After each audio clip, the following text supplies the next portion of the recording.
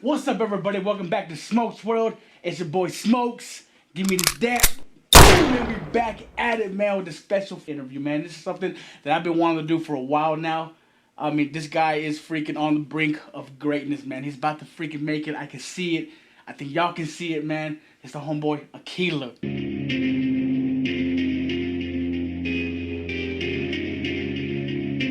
I'm never scared to walk the streets alone.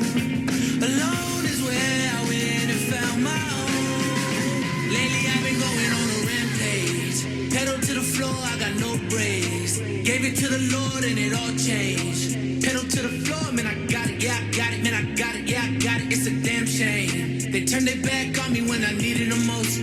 Crazy how the darkness is needed to grow. This is out of Lord, man, I got it, yeah, I got it, man, I got it, yeah, I got it. I'm way too young. What's up, my G? How you doing, my Hey bro? man, I'm good. Thank you so much for having me.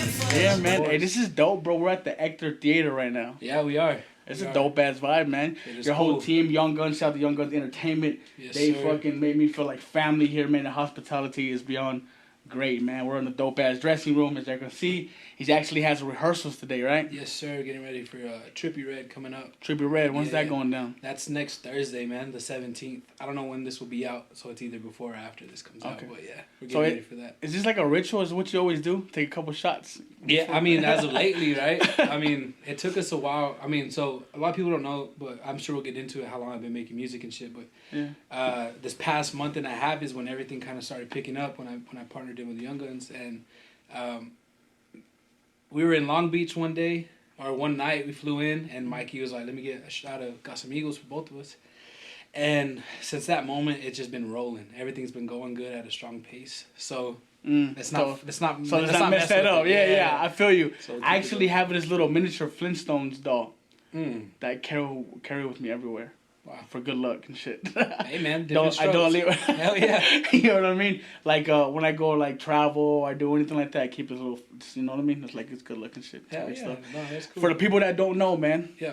Darilas, Yeah, Pecos, man. Yeah. Pecos, bro. That's where you from. Yeah, Right? I'm from there. I was born here in Odessa. I moved around a lot. Oh, you're born in Odessa. Yeah, I was born here in Odessa. Then you went to Pecos for a little bit. Mm-hmm. Moved. Moved. Came back to Pecos when you were 11. Yeah. So why did you move around? What was? My stepdad was in the oil field. I mean, you know where we're from. So the work is, you can't gauge it. You know, you either lose your contract, jobs, or whatever it is. But he bounced around company to company trying to provide for us and doing his best, man. So I met him when I think I was like 2 or 3 or something like that. Maybe later, maybe sooner. But I moved from kindergarten, from pre-K to kinder, I was in Pecos. Kindergarten to first, I was in Lubbock. First to second, I was in Odessa. Then I was in Fort Stockton. God damn! Every year, no, check Hey, it you're out. like the Thanos of fucking West Texas, Bro, I'm dude. fucking snapping a finger every year, bro. And it sucked, man, because it got to the point where at the end of every school year, I would take a breath because I knew I was gonna move again. So we got really good at moving, which kind of helps us on the road too, right? It helps me mentally because I know I've always That's known cool. that. I've always That's known crazy. Like you're like subconsciously preparing for this. Subconsciously, on the year of every May of that, the school year ends, I know Yeah. we're going to a different school, man. So it definitely it shelled me. I was a hermit for a long time. I didn't want to make any friends because I wasn't going to talk to you next year anyways. So You're like antisocial. yeah, I mean, I lived in my own head. I still kind of do. But by 6th grade, I went to Zavala in Pecos, and I lived there with my grandma for a little bit, and I stuck there, and I made sure I stayed there because Pecos that's where majority of my family is and will remain. So I just chose to stay there until I graduated, man. So, Okay. Do you know Young Pacino? Greg Barrera? mm-mm. You know, he's from Pecos. I don't know, man. He's a Maybe if rapper. I saw his face. You remember? You know, Respect is Do Records, right? Have you heard of Yeah, Respect? yeah, I have heard of that. Yeah, from Midland. So he's from Pecos, and that's not. Oh, Maybe sick. you know him. Yeah, But yeah. so how was your school life? How was school for you through high school?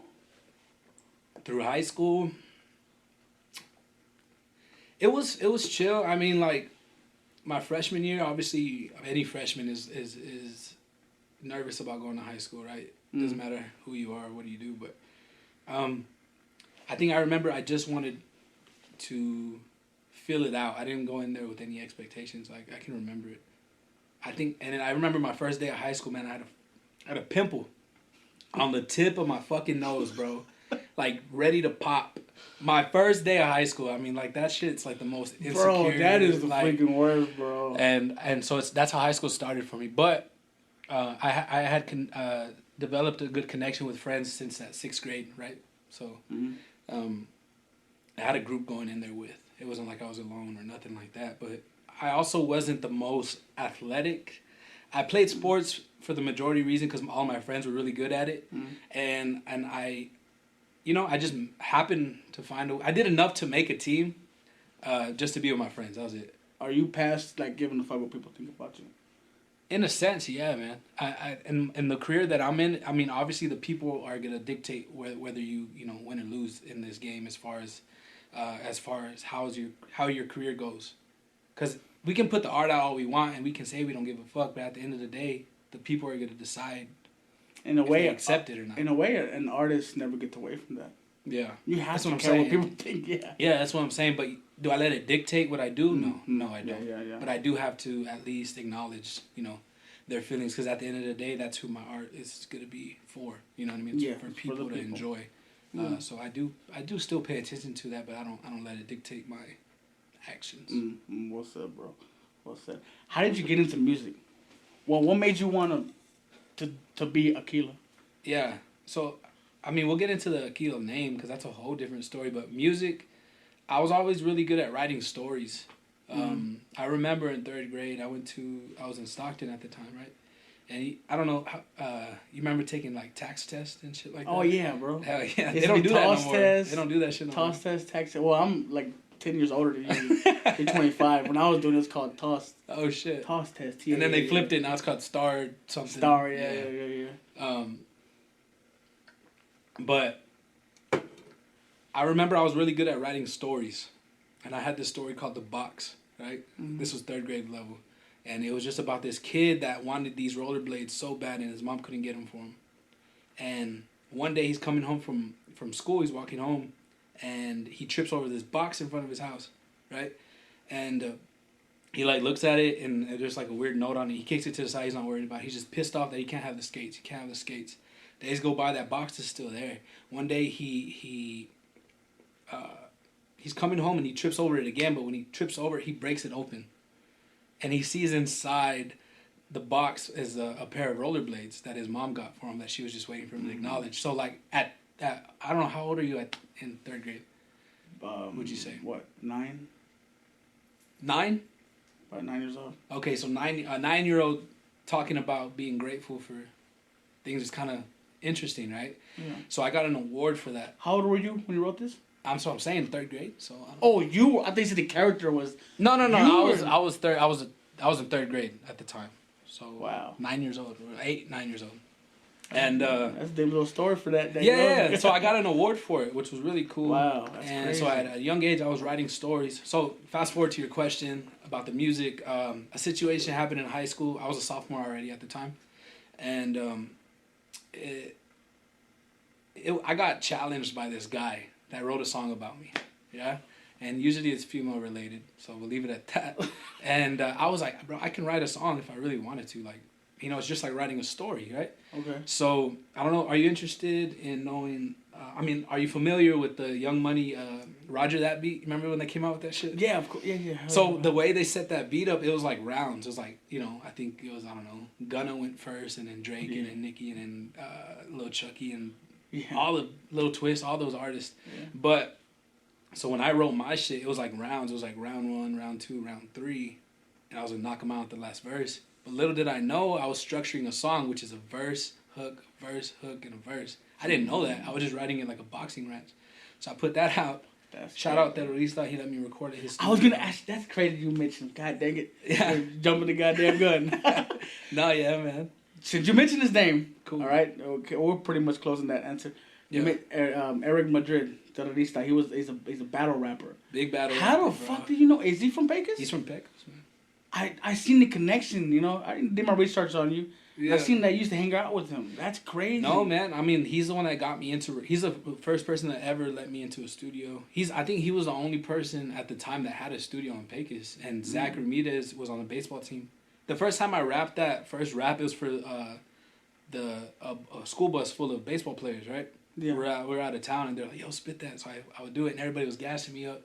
But this one guy named Zach, he was like, yo, I know a guy, you know, that has a studio, and let me take you to him. So he takes me. I walk into the studio. Like, yo, this is Eric. This is Ashton. And what's up? And right there on the spot, he's like, rap it. Like, no beat, nothing. Like, it's my first time meeting him, right? Mm-hmm. He makes me rap the whole shit, like, on the dime. That's crazy. And so without even knowing, I just did it. And, you know, he's really smart, and he knows what bars are, and he knows how, you know, he knows how to structure a song. You went to Mexico with him one time to go see him rap, right? We went to Tijuana together. Yeah, we went because he had a battle rap out there. What was that like? What was the battle rap scene like? That shit's crazy, bro. It's a whole different world. Like, because he invited me to go, and I was like super excited about it. For one, because I've never been to Tijuana before, right? I heard really good things about the place. Border town, it's a nice place to go party or whatever, right? Yeah, it's beautiful. And at the time, I think I'm like 19, 20, maybe. Mm. And so I go, and it's just a different fucking world. Like, there was like this arena, like theater thing. It was sponsored by Red Bull, I think. And it's just like how you see on TV, bro. This crowd of fucking people just surrounding these two guys, and then there's a mediator. Yeah. That's calling like the rounds and shit. Yeah. It's like this, no music, no nothing, no background noise. They're just barking at each other, bro, like going for it.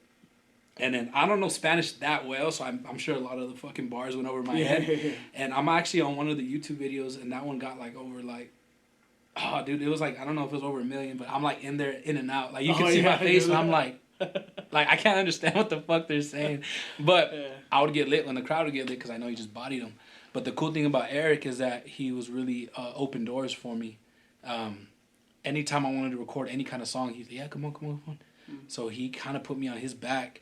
And we did a whole lot of fucking music together through my high school career, man. That's cool, because I chopped it up with him a couple of times. I actually wanted to do some Spanish battle, because he only battle raps in Spanish. Yeah, he's super strict on that, too. Yeah, man. and I've told him, man, why don't you fucking rap in English? Like, no, Spanish, bro. So it's cool, I respect that. Yeah. So I was trying to bring, some Spanish battles. But let's go back to the music. Mm-hmm. So what made you want to become an artist, like, full on, bro? Like, what... It goes back to the high school days, man, because that's really where it started. So I started when I was 15. I'm about to be 26 now, so we're going on some years. And the response that it got to my first song, I mean, I got notoriety from people that... I mean, when you're at that age, you're a sophomore, you get notoriety from seniors and shit. It's like, you know, you must be making some kind of noise. And I like that. I like the response. I like the fact that you can make people feel a certain way just by music. Bro. Like that's insane to me. Like I could put out a song and it can make you feel something, and I got addicted to the reactions to the people. Bro, I just kept it going, man. Bro, that's fucking dope, because like the same thing happened with me. Like I'm a promoter. I've rapped before. I don't rap so much anymore, but the interviews, like if you're making art and it's helping somebody, it's a beautiful fucking thing. Yeah, and it's addicting as fuck. It is addicting. Because when you fucking just help somebody, like even the people I interviewed, there's people I've interviewed that it was real important to them. They wanted the interview, you know what I mean, to happen. Yeah. It was therapeutic for them, you know what I mean? So like if I can help people that way, it's a beautiful thing and shit, man. That's really cool, man. That's exactly how I feel about it. So ever since then, I just kept it going. To an extent, you're chasing a rabbit hole. Yeah, you know, it's never gonna end, but that's when you have to start setting yourself boundaries and what are you really doing it for. But yeah, it's T.I. Well, let me cut you off. T.I. said once, he was talking to an artist, and he had a good performance, and the whole entire arena went crazy. Yeah. And he said it felt good, right? And it's beautiful. Like, yeah, I feel like an accomplishment. He's like, you're gonna be chasing that for the rest of your fucking career. Facts. Yeah. Yeah, that shit doesn't go away. So I'm really blessed to still be able to do shows and shit, you know. And I just put a lot of faith in what I do. I put in a lot of work, bro. A lot of shit that nobody sees. A lot of times before the studio, before my management, before anybody noticed me, I was in my bedroom. Little gem here for any artist. If I was gearing up for like a show, like a small show coming up or whatever, I would play my set list and I would YouTube a crowd sound effect beat. I mean, a crowd sound effect where it's just the crowd yelling, right? Mm. And I would have it, I'd play it, and I'd bring it down the volume just a little bit so I could barely hear it, so I could still perform. But I would literally perform from my wall, But in my head, I'm in a stadium full of screaming people, right? So like, and I would do that days on, bro, I'm not even kidding, days on end, like even twice a day sometimes. This is before I had kids or anything.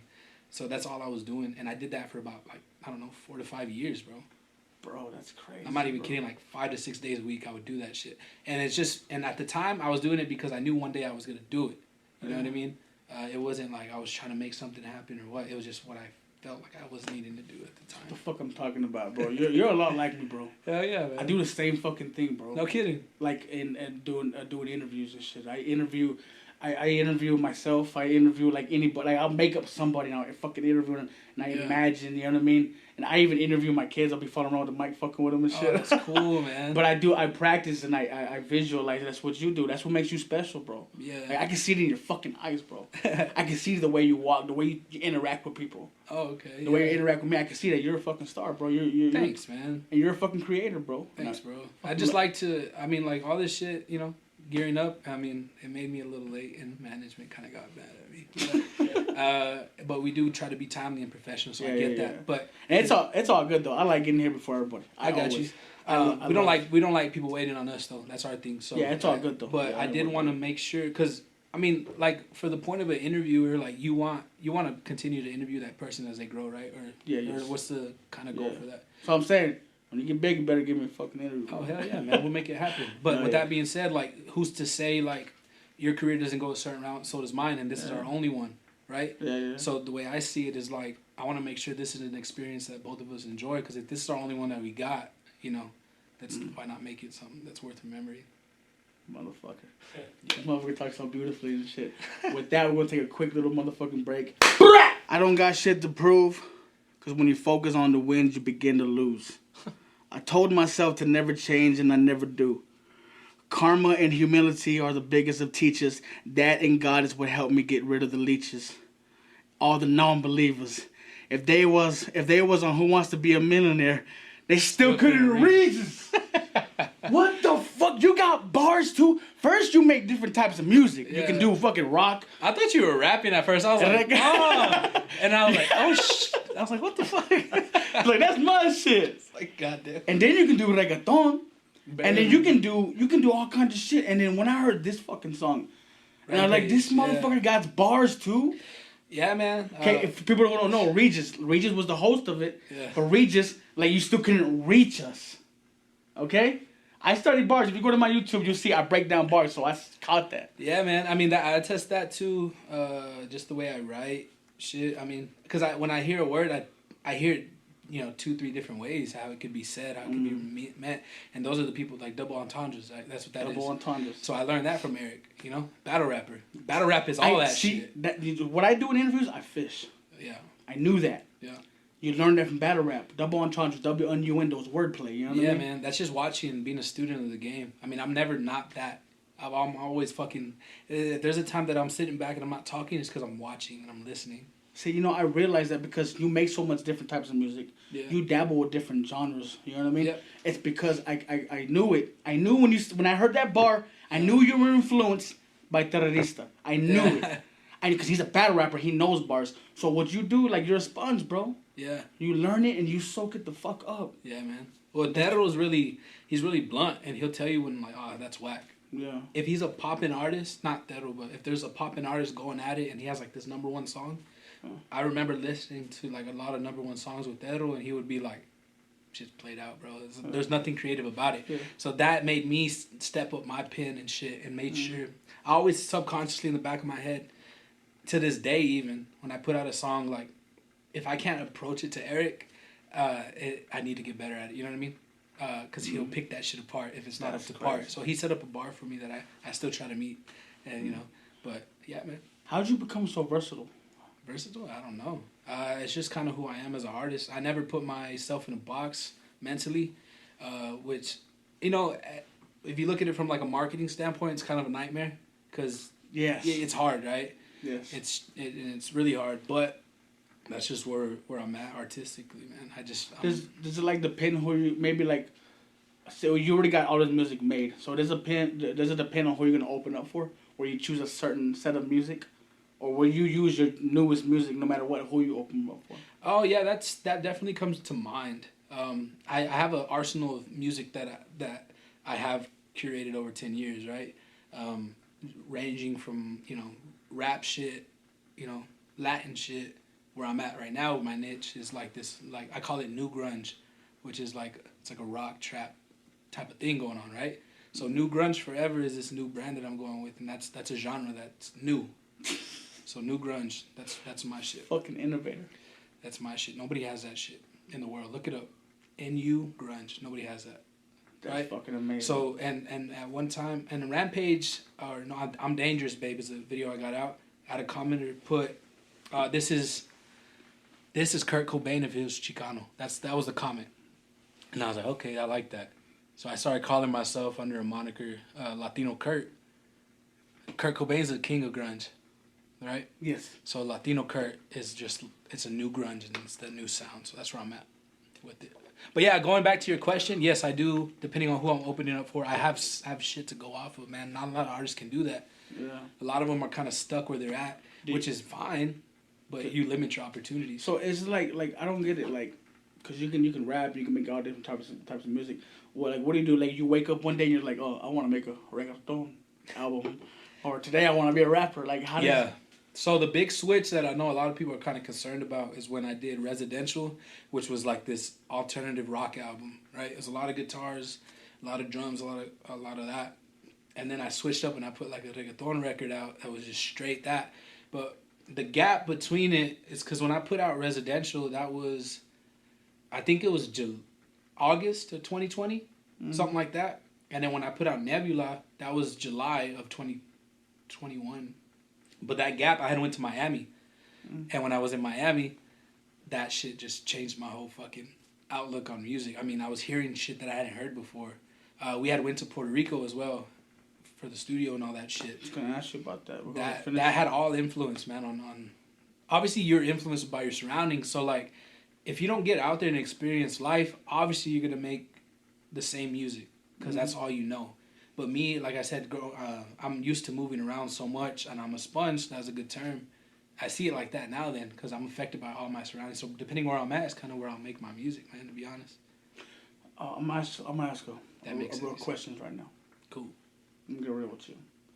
Do you think you have do you struggle with an identity problem? I'm gonna tell you one thing. You do different types of music. Yeah. All right, and you had lots of different hairstyles. Since 2016, he's had the craziest hairstyles. Yeah, man, I struggled with it. Identity crisis is a real thing, especially in artists, regardless if it's music, painting, podcasting even. I don't know. Yeah. I think as humans, you struggle. If you're not born, like, there's only a certain amount of people that are born and they know exactly who the fuck they want to be and who they are, right? And you can see it in them without a doubt. They're 100% them, right? Mm-hmm. For me, it was a little different because I never 100% knew who I was as an artist because there's so many different sides of me. That's where you get all the different types of music. And to label myself as this one person, it was hard to do because I was so versatile. I didn't know how to do that. Like myself, I didn't even know how to brand myself, And started this group with a buddy of mine, Josh and Chris. It's called Of All Kinds because we couldn't box it, so it was of all kinds of shit. Mm-hmm. But I finally got to a point where I was like, that's who I am. It sounds kind of weird to say it, but that's who I am. I'm all of it. Mm-hmm. You know what I mean? And it's a hard thing to grasp mentally. That's why it took me so long. The different hairstyles, the get-ups and all that shit. But it all led down to this one road that I finally looked in the. I'm able to look in the mirror now, and I know who I am. I'm all of it, but just in one. You're an interesting fucking individual. Yeah. It's like you did the different hairstyles, the different styles, and you've lived in every part of fucking West Texas. Yeah. Are you collecting infinity stones at this fucking point? Hey man, I'm almost there. Putting them all together. I'm almost fucking there, man. I'll tell you that much. Actually, we might have collected the last one this last time that we were in Vegas. So. Wow. So this next show you're gonna do for who again? Trippie Redd. So you think this is gonna be? No. When we did the Bad Bunny one, Okay. we did But you collected the last stone there. Yeah. This next one, this next show that's coming up, it's gonna be crazy. Because a lot of people don't know we had a meeting in Vegas the next day, and that's where I think we collected the last stone for sure. Oh, what was the meeting about? We partnered in with some people that are gonna help us a lot. Okay. A lot. That's dope as fuck, bro. Yeah, man, it's cool. Speaking of that, how did you meet Jeremy, bro? Marco, just remember the name Marco, right? So Marco is the sweetest guy I've ever met. I met him at a Dillard's one time, bro, and I'm shopping for like dress shoes or something for my wife's. Her dad was having like a surprise party, and I needed some dress shoes. You know, I mean, I don't really have dress shoes ever, so I had to go get some. Me neither. I'm saying either I borrow them from my dad or I go to a fucking garage sale or something. Facts, bro.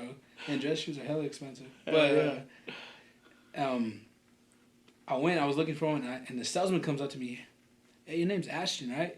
This is before Aquila, and I was already like kind of like, you know, when the salesman comes up to you, you're just trying to look. You're like, get the fuck away from me. Like, look. And he's like, no. I follow your music. Dale Gas, that's my favorite song right now. So this is back in 2016, No, it's like 2017, bro. And he noticed me in a Dillard's, and I'm like, yeah, bro, yeah, that's me. He's like, I follow you on SoundCloud. This is when SoundCloud was popping. And from there, we just kept, he was like, I make beats. I do all these types of shit. And I was like, cool, man. Well, here's my number. Regardless to say, nevertheless to say, like, we ended up creating a friendship, and we ended up taking him to Toronto with us one year. I had a screening out there for Always Home, which is a video I shot in Pecos for Welcome to LA and Go. And from there, I just kept him close, man. He was a really good person. He had really good ideas, branding. He knew how to. He created my first business card. I mean, he knew that shit. I didn't get into that, but Jeremy actually reached out to Marco through Instagram, and Marco like showed me like, yeah, man, there's a guy Jeremy like just trying to get a hold of you. And like anybody else in West Texas, I'm really, you know, before all this shit, I was really closed-minded. I didn't really want to hear that shit. Oh, you're building a studio, cool, bro. I have one in my bedroom too. I thought that's what it was. So, I mean, that's just the stick out here, right? And that we're trying to break is like, you know, open your fucking mind up, right? Yeah. So Mark was like, nah, I really think we should go check it out. And I kind of left it alone for a little bit, and then I think I reached out to Jeremy. Personally, I'm on Instagram, and we just kind of talked there, and I told Marco, I was like, you know what, let's just go check it out. And this is before the studio opened, man, so that was like in May of 2020. We go there, they're still hooking up cords. I walked into the bank, I saw Jeremy, I greeted him. Cool, off the bat, walked inside the studio. You been there, yeah? Yeah. All the time, right? Yeah, been there a few times. So, you know when you walk in and you turn that left corner straight down that walkway in the studio A is like in the back? Yeah. So we're walking, and I'm like seeing the different rooms in the kitchen, and I'm like, holy shit, like this is like a thing. Yeah. And I was the same when I first walked in there. I was like, oh shit. Yeah. For real. So we walk in, because I had been to a studio before, and it was like that, but it wasn't the whole place. It was like a room in the back, and it was like this little studio. And I was like, okay. We walk in, and you see how the studio is set up, right? And I'm like, what the fuck? Like, what the fuck? And I see Thule there and Vincent. They're stapling like the foam like in the booth. Like it's that early, bro. Nothing's plugged in. Wow, Nothing. yeah. So Jeremy told me a little bit about it in his interview. Yeah, man. That was the first time I actually met the guys over there. It was Jeremy, Justin, Vincent, and Thule, and I didn't know any of them. And I walked in, and I was wearing like a silk shirt with like, I was just trying to, you know, dress to impress because I didn't know who I was meeting. I wanted to come off as, you know, I knew what I was doing, which I really don't. I mean, a lot of people think like it's really like planned out and everything's like, oh shit. But honestly, bro, like I leave it to God a lot where I'm at. Yeah. You know, people are like, damn, how's it feel to be doing these shows? And I'm like, bro, I'm just along for the ride, just like you. It's just the difference is I'm the one that has to go on stage and do it. Yeah, a lot of people don't understand the pressure behind this shit, bro. I don't see like the people I've met and the opportunities that I've had, like it's crazy, bro. Like people don't understand the pressure. You really gotta want this shit to do this shit. It's not. Oh easy. yeah, no, you gotta love it, bro. It's like anything else. If you do it for the wrong reasons, you'll quit after the first 3 years for sure, 100%. Yeah, 100%. So I met Jeremy like that, created a relationship that way, and that's kind of how that started. Awesome. Yeah. And so JS Studios is where it's at, right? Yeah, I mean JS Studios is doing really good. I know that they been around. I think it's already gonna be like 2.5 years, 2 and a half 3 years or something, bro. So yeah, they're doing their thing, and figuring out different avenues. I know they're doing a lot of podcasts right now. That's really cool. Yeah. I'm glad they picked that back up. And me as a musician, I know how to play my part, and I know what I bring to the table. So I don't ever try to do, something that's gonna like take anything off course for me. Because I know if I'm doing really good, everybody behind me is gonna do very well as well. So I try to stay the course on my end, stay away if I need to, and do my shows and shit, and let them build on what they got to do. But it's always family, man. At the end of the day. But are you still technically with JS Studios? Yeah, I'm still under contract for sure. And we're still and I actually signed in with Young Guns on February. Yeah. February. So from February up until now, I mean, there's been a dramatic change, and that's gonna happen anywhere, bro. Like, when you get around the right people that have that exact same vision, it's inevitable. It's like a conveyor belt. It just takes off, bro. When all gears are working together for the same thing, you'll get there a lot faster. It's when you have people that kind of like, so as like a record label, I've never been a part of one, right? I didn't understand how much different things that a record label could do. You know what I mean? You could do a lot of like commercial things. You could do a lot of podcasts, and in studio time, you still got to cater to that. There's all these different directions the label's getting pulled in, and to try to attach yourself to all those, you're going to, stretch yourself pretty thin, right? Yes. So, as me, I try to, like I was saying earlier, stick to the music part, and then gathering the team that's going to push that. And that's why kind of everything's kind of moving the way it is, man. But yeah, still with JS. So why Young Guns? Why Young Guns? Entertainment. You want me to tell you the real story? Real story. So I was about to open up for Steve Aoki, right? And I remember that. And I'm backstage, and there's a lot of shit that played out before it, but this is what sold me on it, right? Like, this is the moment that I changed my outlook on it, and I was like, this is who I'm gonna have to work with to get it, because I know it. So I'm backstage and I'm like nervous as shit. I think I chugged like a gallon of water. And I didn't know what to do with myself, right? And I'm jumping backstage. I'm like doing push-ups, jumping jacks or whatever. And I'm like going boom, boom. And I catch a glimpse and I go like this. And I see Renee at the corner of my fucking eye, bro. He's in the corner of the backstage. And he's doing jumping jacks too, bro. He's like, yo, let's go. And that's my type of shit right there. That's what I'm. Same type of vibe, bro. When I saw that shit, bro, it was like, damn, like he's just as passionate as. Yeah. You know what I mean? Like, he's not going on stage, but he had more passion than I did. It felt like, and I had never seen that shit before. Like, see, I love that energy, bro. I love it when people take shit seriously. Sometimes you feel like you take it too serious, and people look at you from the outside looking in. They think like you're awkward or over, but no. Yeah. I like fucking with people who don't think it's corny. Yeah. That's who I am, bro. Right. I take it shit very seriously. Right. To some people, it might seem corny or overdoing it. Right. No, but we love this shit. Exactly. It's something you can't understand, you know what I mean? Yeah, so like when you see somebody that takes it just as serious, it lights a fucking flame in you and you're like, holy shit. But, I mean, regardless, after that moment, and from that moment to when I signed in with Young Guns, it was a minute still. It was still like a couple weeks or a month or whatever. Mm-hmm. And no, actually, it was because that show was in October, bro, and I didn't sign in until February. So do that, right? Mm-hmm. So November, December, January. It was like 3 months between that time. But that one fucking moment is what sold me on it, bro. Because I knew that they understood the vision, and I always tell people like to chase their dreams and shit, and not to get upset when the people that they thought were gonna come with them don't, because it was your vision to begin with, right? So you can't get upset for other people that don't see it, because God gave it to you, bro. He didn't give it to your friends. He didn't give it to your homeboys that you grew up with.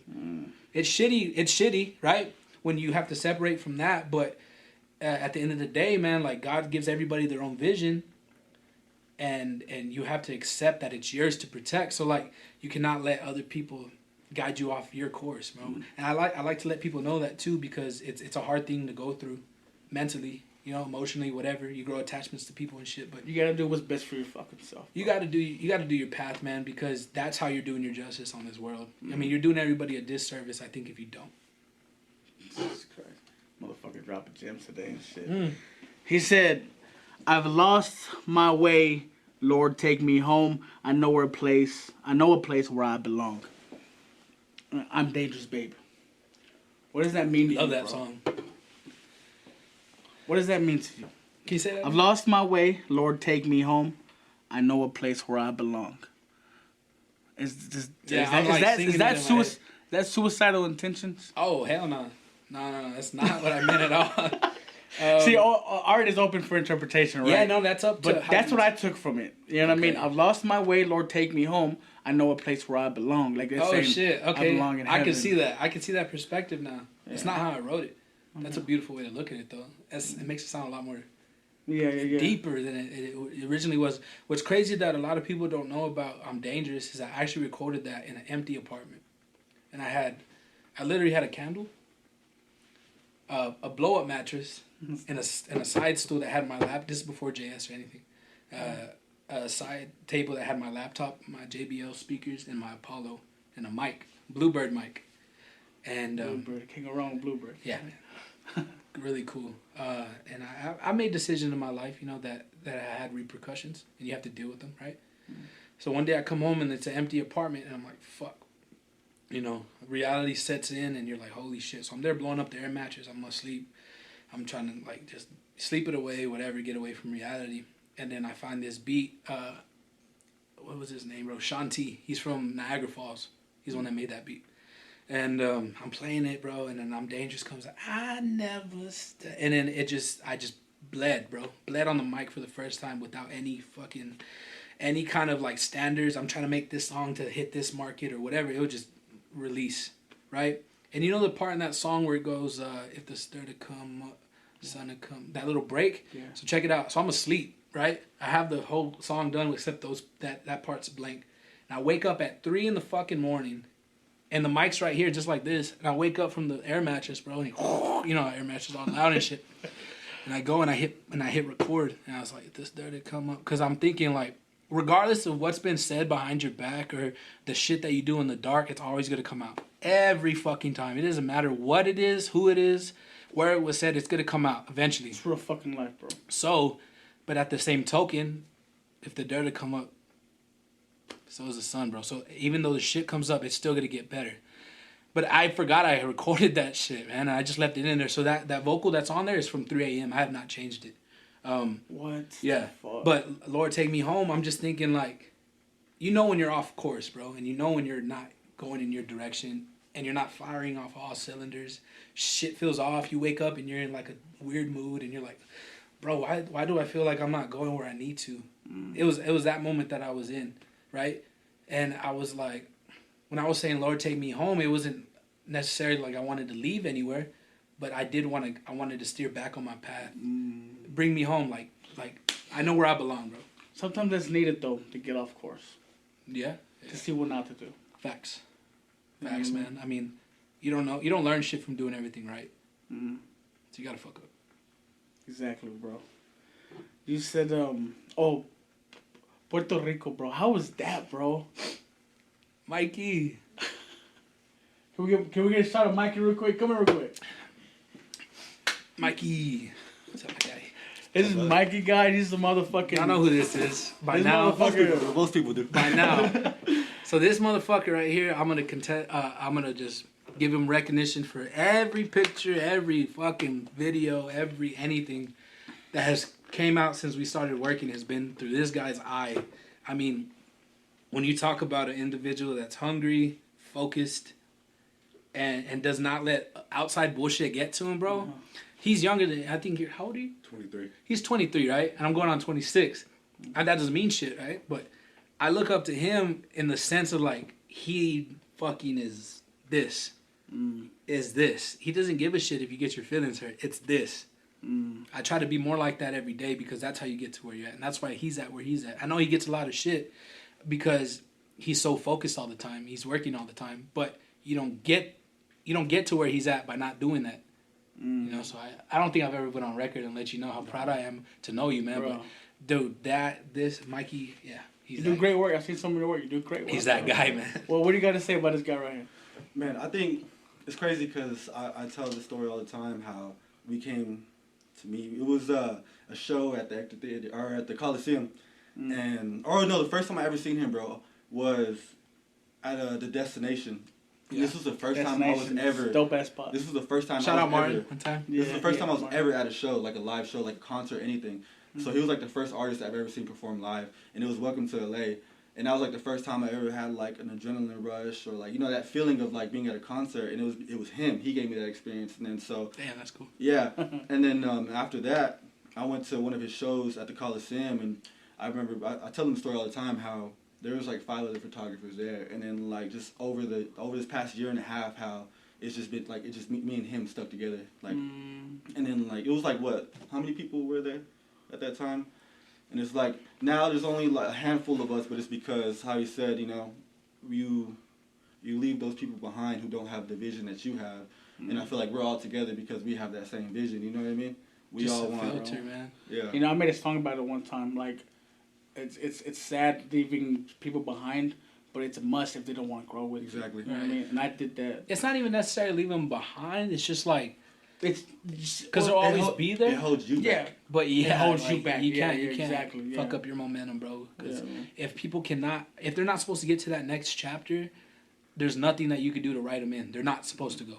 They're not. Because you are the average of the 5 closest people to you, and I feel like we're all leveling each other up every day. We're all getting better every day. So if he's getting better, then we're getting better. If he's getting better, we're getting better. You know what I mean? We all push each other, and if we're all getting better every day, then Inevitable. it's inevitable that we're gonna reach where we want to be. So Puerto Rico was it crazy? Shit, we got off I'm track. gonna let him. I wanted to get. I wanted to get. I'm gonna let him talk about that. I Appreciate you coming on, man. Thank you for coming on, bro. And thank you for recording this. Hell yeah, this is all Mikey. Mikey is a guy.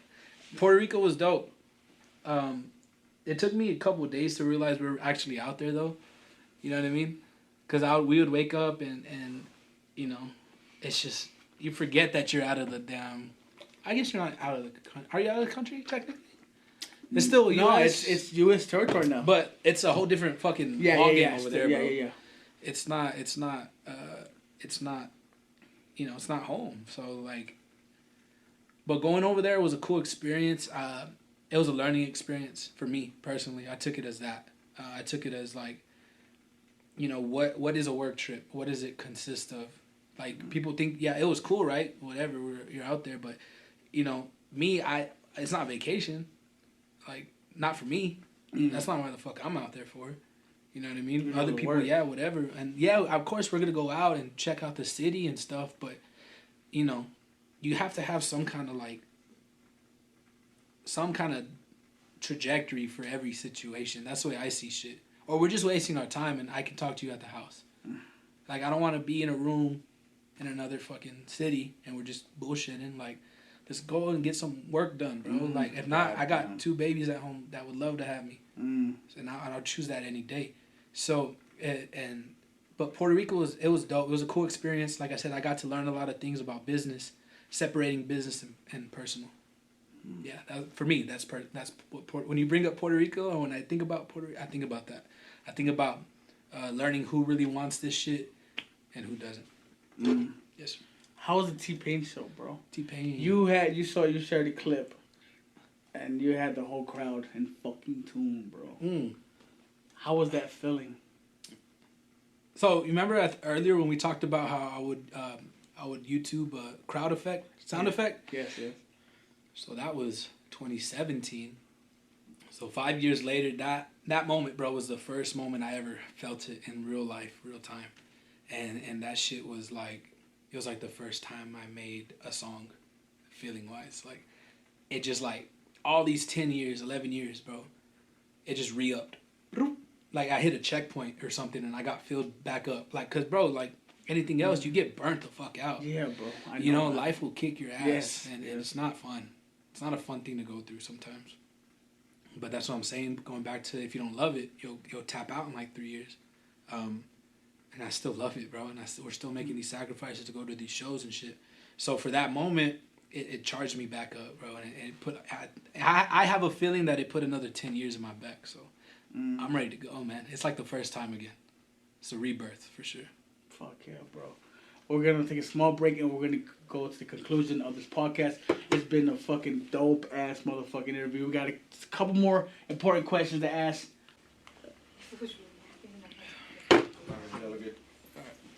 So we're back at it.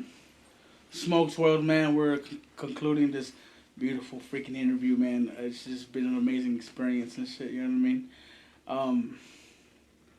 I want the people to know who Aquila really is. You know what I mean? First, before I gotta get into what I gotta get into, how did you come up with the name Aquila? Okay, cool. We didn't do that earlier. No, we didn't. 2017 is the date. I mean, the year, right? Timestamp. You want to look at it like that. So it's been about 5 years. So my last name is Aguilar. Those that know. So Aguila is eagle, right? Well, it really came down to the point too. When I did my first show, I started making music in 2011, and I did my first show in 2013, right? So I didn't know I knew people had stage names and shit, but I didn't know how important it was on a flyer, right? So I see my first flyer, and everybody has these cool-ass names, bro. And I was just going by Ashton Spencer, right? My legal name. I didn't have... That's funny. I was going to ask you about that. Ashton Spencer. That's my name. Pre-2017, that's what you're... Yeah, I mean, that's what I went by. What you on Facebook. That's what I went by, 100%. I mean, my Snapchat, I think it's still that because you can't change it. But, and I have too many people that follow that. But, yeah, so I saw the flyer, and I didn't like the way it looked. I was like, I don't know if I would go to a concert to see that. You know what I mean? So, anyways, went on. Obviously, 4 years passed. And then I'm at work one day, and I'm thinking, and at this time, reggaeton had just picked back up. So Ozuna, Maluma, Bad Bunny, all these guys, starting to come up. And over here, and I liked the way Ozuna's name looked, Maluma's name looked. It was all like boom. It was easy to say. It was like a one-worder on the screens, on the LED screens when they perform. It looks good, Mm-hmm. I don't know if I could see Ashton Spencer on an LED screen, so I started looking up my last name. Using like a bunch of name generators, trying to find something. Nothing was really working. So I look up my last name, and then Aguila is eagle. And then I kept looking, and I found Aquila. I saw it. So, that sounds interesting. So I clicked it, and the gist of it is it was an eagle. It was a constellation, right? Mm. And it was during like Greek mythology times or something like that. That the eagle would bring lightning bolts to Zeus in battle. Right? I mean, I got the whole fucking story on my arm. That's fucking... all of it. Man, you make my name sounds fucking horrible now. Nah, man. I mean... It was a badass name and my shit sounds funny when people... They call me like Aquila and other shit, right? So it has its perks and its downs, but... And I resonated really well with that because I feel like I bring the energy in any situation that I come into as well, right? Mm-hmm. And that's what Aquila did back then, was bring fucking lightning bolts and get it going. So I that's what I resonated with. I had told a coworker, I was like, hey man, what do you think about this name? He was like, And I was like, all right. I just pushed it. And since 2017, I just went with it, bro, and it caught and it was good. I saw the flyers start looking a lot better. The merchandise started looking a lot better. Yeah. Instagram names started looking better. You know what I mean? It's all about branding it. And so that's why you did Nebula, kind of tied into that. No, like I said, Nebula was inspired by the trips that I was taking at the time. But, and then it helped, right? Because when I did Nebula, you had Aquila right next to it, and it looked good. That's what I was saying. Yeah. So, but regardless of what you put Aquila next to, it looks more of what I wanted to present. You know what I mean? Some years back, I lost my sister. She was murdered. She was loved her to death. She was a different woman, bro. She wasn't scared of shit. You know what I mean? It hurt my family real bad when she passed away. Sorry about that. You had a sibling pass away. Yeah, our half brother Mikey. Yeah. Which is crazy. Yeah. That was 2013. 2013. Mm-hmm. It's been 9 years. 9 years, yeah. How was your relationship with him? He was a lot older than I was. Mm. And, I gained him through my stepdad. So, and off of that relationship, they weren't in each other's lives too much either. So it was kind of like on a CU by CU basis. But at the end of the day, the times that I did interact with him, my last memory about him is my dad told me, like, he was just like, oh, he's going to make it, or his music is that, you know what I mean? Mm. And that was cool as hell to hear, but I wasn't like, to say like we grew up together or nothing like that close. I can't stand up here and say that. Yeah. But to know that you had a brother that's... But, just to see the pain that it put my stepdad through sucked. too, right? I vividly remember the day he got the call and shit, man, and that worries me too to this day, because at any point anybody can get taken off this map, and then that's that. You can't do nothing. There's no amount of money that could buy you that back. So, and for that, I mean, for what it's worth, I mean, I valued him I'm honored to call him a brother, man, because from what I know of him, like I said, he was a lot older than I was, but he was a real stand-up dude, man, and he you know, what he did, he stood by it. So if there's any part of me that can continue that legacy of his or just be in connect with it, you know, I'm good with that. So Your dad supports you a lot, bro. I see. yeah, my stepdad Michael. He's your stepdad, Michael Rodriguez. Yeah, it's proud to be from Fort Stockton, man. So oh yeah, y'all got one writing for you. I don't know why. No, I'm just kidding. So he's from Fort Stockton. Yeah, bro. He must know Nick D then, maybe. Yeah, him and Nick D are cool, man. Oh, for real? Yeah. Oh, that's they know of each other for sure, bro. You know, you familiar with Nick D? I'm familiar. I've heard his name a lot. I think we might, I don't know, depending on what's going on, the situation, had a record in the mix. I don't know. I like the way I like how serious he takes his art, bro. He's on a fucking different level, bro. Yeah. I just interviewed him and shit, and he's just like fucking. You're like his fucking mind, bro. It's just crazy. And if you have a record with him, and the people of West Texas would really appreciate that. Yeah, I think I'm actually the one that reached back out. You know how usually like records fall out because the two people just aren't vibing? Well, he had reached out, and I think I was busy at the time just doing a bunch of shows. I think I was just occupied, and I finally got a chance to sit down and see what's going on, the movement around the city and shit. And I've always seen his name everywhere. So I was like, yeah, I took the initiative to reach back out to him and say, let's do it, man. I mean, there's nothing wrong with helping each other get to where we're ever trying to go. But to answer your question about Mikey, man, or I'm sorry, about my stepdad supporting me, I think he comes from a place where he didn't have that.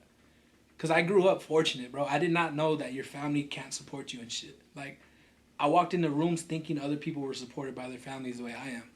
Because my family never let me feel like I wasn't supported. It's fucking nuts. Wow. So when I start talking to more creatives and just people in general, they're like, yeah, my family doesn't support me in this, or they think I shouldn't be doing. I'm like, damn, what the hell? Like, I'm blessed, bro. And I used to be super, I used to really pass that shit off. Like, I thought it was like, not corny, but I used to think like, it was kind of like, what's the word? I don't know. I felt embarrassed. It was weird. It was a weird fucking feeling when they wanted to go to my shows and shit. I was like, nah, don't come. Like, it's cool. Don't worry about it. I'm the same way. But they're still coming to these shows. I mean, and I did not know that people weren't supported as kids or whatever the case is. So I think where he's coming from, man, where he's at, I think that's his mindset behind it, is that he didn't get that as a kid, so he does that for his kids, man. And it's really cool to see. And I hope to do that for my own. That's dope. So your real dad? Yeah, Jesse Aguilar. So he had a stepdad and a real dad? Yeah, so that situation is where, I mean, it is what it is, but I mean, and here's the thing, bro, like, I used to have a lot of fucking hate towards my real dad for not being there. Then growing up, bro, and experiencing life and shit, you understand that they had to go through shit themselves. It's not like they just picked up and left because they, like, it wasn't that easy. You know what I mean? Like, as a kid, you see it, and yeah, dad left. You know what? That takes a strong mind, bro. Yeah. A lot of people who are more weak-minded, they just like, nah, fuck him. You know what I mean? They won't even let that happen. They're like, my dad wasn't in my life, fuck him. Well, I attest that to my wife because she helps me see that perspective. She helped me see that because she's like, you don't know what he was going through at that time either. You know what I mean? And that goes for my brother out there too. Like, we had a lot of malice towards that shit, that situation. And as I got older and I started experiencing different things, I can see why, you know, if you're not in the right headspace or whatever, we've all been through things where we made decisions that we weren't proud of, or we would have did differently if we would have took a second and thought about it. But yeah, as far as him and me and his relationship goes, it's good, man. We were able to rebuild that. Like I said, I have 2 kids, so he's able to be in my grandkids' life as much as he is, and that's really what's important. And I would never be in the way of my kids getting to know him because of that situation. So I try to keep it cool, bro, because at the end of the day, we all go through shit regardless of our age, and you gotta know that in your heart, bro. Like life doesn't give anybody handouts, and Life's too short, bro. yeah, like no, life doesn't take it easy on anybody, bro. Like so, you know, you can't fault another man for making a decision. At the end of the day, I feel like you have to see where he's coming from, and all this other shit gets into that. But for that, yeah, I'm cool with that. I'm at peace with all those relationships. Keyword for today's interview: sacrifice. Sacrifice. Hell yeah. What do you feel about sacrifice, bro? What have you sacrificed to achieve your dreams? A lot of hours that, I mean, the normal man would spend doing other things, right? But sacrifice is a hell of a fucking word, man. It's a powerful word. It's not something to take lightly either. No. But, and especially in the industry that we're in, man, it's just, there's not enough hours in the day to balance everything equally, and it sucks, right? So I do my best to, you know, to be there when I can and shit. But sacrifice, what have I sacrificed, man? I think. So what is your definition of a sacrifice? Like, if you can give me a definition right now, what would your definition be? Sacrifice. You sacrifice time with loved ones. You sacrifice time for yourself. You sacrifice all this for your dream that sacrifice can be selfish. Yeah. In people's eyes and other people's eyes. Initially, a sacrifice is giving this for that, right? Yes. So, you know, I've given up a lot of years, bro, dedicated to this thing that I see, you know, and it's hard to explain to some people that don't see it too, like I said, but I've given up a lot of time, and it's not like even I gave it up, I contributed to it, you know what I mean? Like, I don't want to sound like I sacrificed, I lost out. I never did, bro. Like, you don't lose when you have that mindset of like, I'm investing. I'm not sacrificing, I'm investing. It's all going to come back one day. That's my mindset, you know? Because I do feel like I'll get to a point in my career where I can, not necessarily you're not going to get those years back, but, you know, God willing, everybody's still around and you'll be able to look and do it comfortably instead of being in survival mode or whatever the case is, bro. That's how I've been the last 10 years. It's like a survival mode mindset where it's like, I got to get this and that's it. You know, and you block a lot of shit out. So maybe I'm construing myself a little bit, but I have sacrificed a lot of family time. A lot of time that would have been spent with loved ones if I wasn't doing this music thing. I think a lot of times too, not recently, but I would question it. If I was a regular guy, like, would I have these problems, you know? Would I have to worry about, you know, missing these events or not having the strongest relationship with this or... But at the end of the day, man, we're all put on this earth for a reason, and at some point you have to decide: are you gonna stay true to that reason, or are you gonna, you know, let it go and ask yourself, is it gonna be worth it? Yeah. Do you 100% believe it's gonna be fucking worth it? 100%. Yeah. You ready to tell your kids I made it, babies?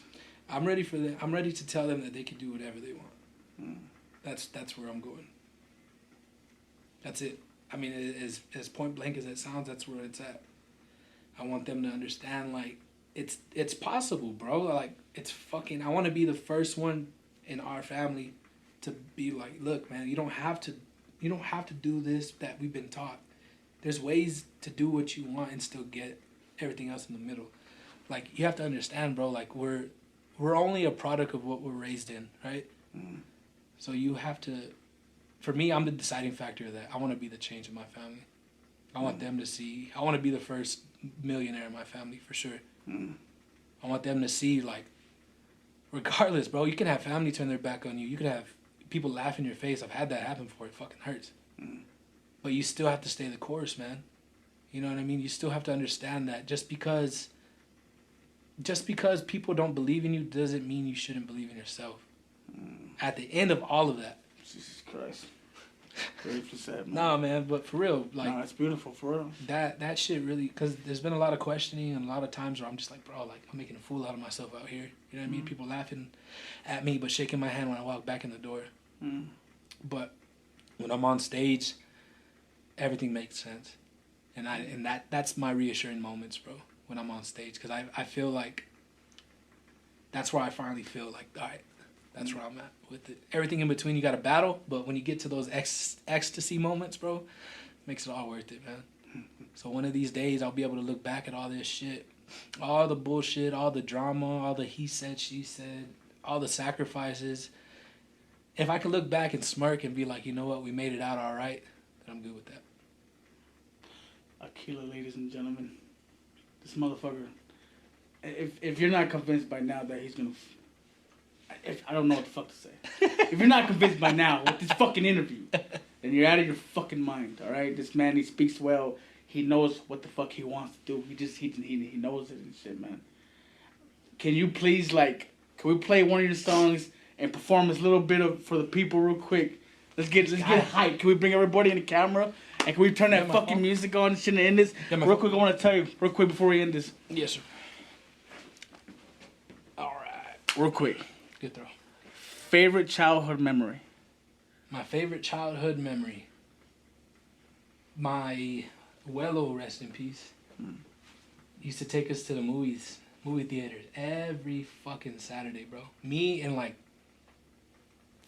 5 or 6 of my cousins pile us all in a fucking whip and just go out, spare no expense, hit every gas station on the way, type of shit. Go get your candy, everybody get it. You know what I'm saying? That's tough, yeah. We just go watch a movie as a family. We go to fucking Golden Corral. I don't know how many fucking times. I hated it, but you learn to you learn to appreciate moments like that, bro. Because when it's all done, those are he's giving us that to remember, bro. So for me with my music, I just want to give people moments to remember. So yeah, that one has got to be it, bro. And I still go to. I mean, that's the reason I'm so heavy on movies to this day. I talk to these guys. We were in where were we? Long Beach, and I was like, let's go to we're in the hotel room, and I think the show was in 4 hours, 5 hours. And I was like, bro, let's go to the movies. And then Jeremy and Mikey are like, what the fuck, bro? Yeah, fuck it, let's go. So we went to the fucking movie theater, and yeah, to this day, man, that's my favorite memory in life, my childhood. One thing that you want to tell the people who doubted you, what do you want to say to them? If you were mad before, you're gonna be fucking pissed off in summer. That's all I gotta say, man. That's it. And this guy's my homie now. We're brothers now and shit. This is my homie, bro. Yeah, when you get to a certain shot level. Oh, that's for you, bro. Oh shit. Oh, this is mine? Damn. Oh, damn, man. I did not expect you. The other two fucking beautiful. The other two nice. This is mine right here. Boom. Look at that. Jeez, that's beautiful. That's a beautiful logo. So it's like anarchy kind of, but the A's not upside down, right? No. Yeah, What's the symbol? That's Aquila, man. That's just you. That's me. Bro, that's fucking beautiful. Look at this. There's a hidden message in there, but I'll let you guys find it. Okay, yeah, don't give it that. If you find it, let me know, and if what? you do, you'll get free merch for a year. Free for a year. They're like, hell no, not for a year. Management's like, no. Message them. If y'all can guess what the secret meaning is, then y'all get at least a free shirt or something, all right? Yeah. Hit up Aquila, all right? Look at that. That's beautiful. Thank y'all so much. Of course. They got so much, man. Let's put that song on, bro. All right, let me connect real quick. Let's pour up a couple of drinks real quick. Let's pour up a couple drinks, man. Beautiful fucking interview, man. Room for the woman, for the elephant, for the represent, for the Hollywood angels. Let's go. Smokes World in the building, man, with Aquila. Y'all believe this shit? Beautiful interview, bro. Beautiful Cheers, interview, my Thank you guy. for having us, for real, bro. Thank you for coming on my show, Thank man. you for taking the time for me. Yes, sir. It's about that fucking time I let it loose. Got enough shit on my mind. So you got a bunch of interviews lined up? Just something to Yeah. Crazy one, bro. Crazy shit coming up. You had to know it was coming. You had to know I was loving. You don't think being toxic How long is funny. was the turnaround? Like you're shooting and then I've been full of That Crip Mac interview that I did? I seen that, man. Congrats, bro. Bro, it opened up more opportunities for me, like other celebrities wanted to get interviews with me. Yeah, Bro, it's crazy the emails that I've gotten, bro. It's That's how it is, crazy. man. That's how it is, bro. You just you know when people say we just need that one person. You just need that one person to hear your shit, Yeah. whatever. That's what happened in Long Beach, man. That's why I took this interview so serious, because I'm about to transition to start doing bigger interviews. So this one's that's why I prepared so much for it, bro. I appreciate it. You know what I mean? That's why I prepared so much, and I wish I already know who the fuck you are. Thank you, man. So that's why, because I wanted this content right here to be a transition into my next to get up there. You know what I mean? That's fucking dope. So it's gonna come out great. I'm gonna Honored, get it, man. Thanks for. Yeah, bro. No, thank you. This is a big deal for me, bro. Like I really didn't think this was gonna happen, cause you're starting to grow and your name's starting to get bigger. So I didn't know if like it was really.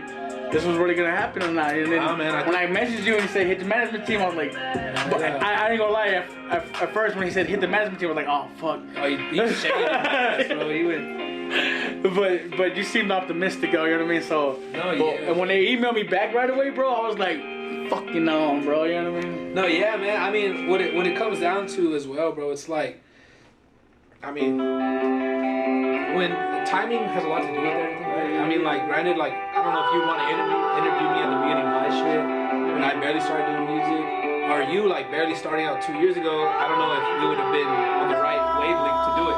Yeah. But I mean, interviewing me today, I could see like you're on your shit, bro. Yeah. You know, only the people that are on what is it when you're vibrating like at the right frequencies is when you meet, bro. So like when shit doesn't work out, bro, that's how you gotta see it. It's like, it's not like it's never gonna happen. It's just like it's timing. Yeah, I think this was the perfect. I do believe this is the perfect time to have this interview. For real, bro. I know, man. That's cool. It's crazy. I know we didn't. Great. Yeah, we have a lot of cool shit coming up. I don't know, man. It's just long for the ride. It's a long race. Guys, if you like this interview, go to the comment section right now and let me know if you want a part 2, and we can see. I'm gonna try my hardest to make this happen. Okay, he's a busy guy. He's doing things, but if y'all want a part 2, how much comments do you want? Fuck, where are we from, bro? 432. 432 comments? Is that what he's asking for? Can we make that happen? 432 comments or 432 likes, guys, all right? Do that for me. 432 likes or 432 comments, okay? Let me know if y'all want a part 2, man. This was a classic. It's a classic, all right? I can tell, man. It's a beautiful interview. Let me know if you guys want a part 2. Hit him up when I fucking post this on my Facebook. Tag him and tell him you want a part 2, guys. Make it happen. You can make it happen, man. Smokes World. We out.